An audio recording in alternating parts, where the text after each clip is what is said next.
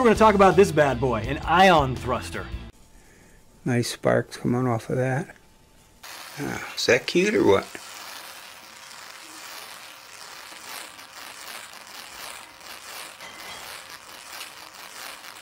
Alright, so what I'm going to do is I'm going to stop it from turning, and we'll take a look at the ions coming off of the end of those wires. Can't go anywhere because I have that telephone pole in the way. But look at that ion stream coming out of there. I'm going to show you something here.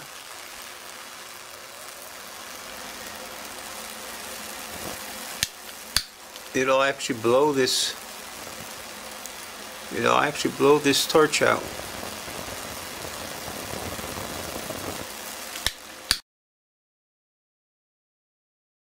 Could you push me as hard as I'm going to feel from one of these thrusters? I can try. Okay, I'm ready. I can take it.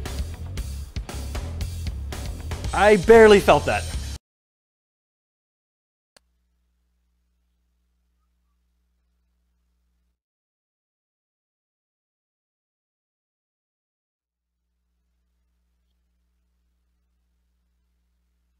So he's cranking down the vacuum. Slowly pulling the vacuum down, still spinning, still has the ion, the ability to create the back pressure. Yeah, slowing down, isn't it? It is an interesting experiment, that's what he just said. Still got a little bit of movement, but not quite vacuum yet. There you go. Gee. See, I guess NASA can get a rocket and a spacecraft to move around out in space, but you can't even get a fucking paperclip to spin in a vacuum chamber? What's so special about an ion thruster? What makes it different, and how does it help us get through the solar system? Let's go talk to an expert. All right, guys, we found our expert. This is Mark Raymond. Hi, Mike. Mark, where are we? We're at a vacuum chamber here at JPL where we test ion engines like this one. Can you explain what makes an ion thruster different than other types of thrusters? With ion engines, instead of heating the gas up or putting it under pressure, we give the gas xenon a little electric charge. And then they're called ions. And we use a big voltage to accelerate the xenon ions through this metal grid.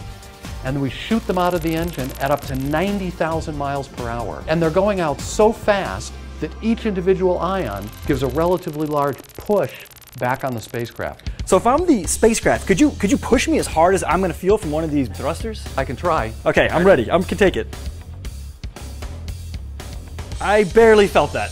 That's right. The engine pushes on the spacecraft as hard as this single piece of paper pushes on my hand. In the zero-gravity, frictionless environment of space, though, gradually the effect of this thrust builds up. At full throttle, it would take Dawn 4 days to accelerate from 0 to 60 miles per hour. Wow, that is a slow car, isn't it? It is, but instead of thrusting for 4 days, if we thrust for a week or a year, you can build up fantastically high velocity. It's what I like to call acceleration with patience.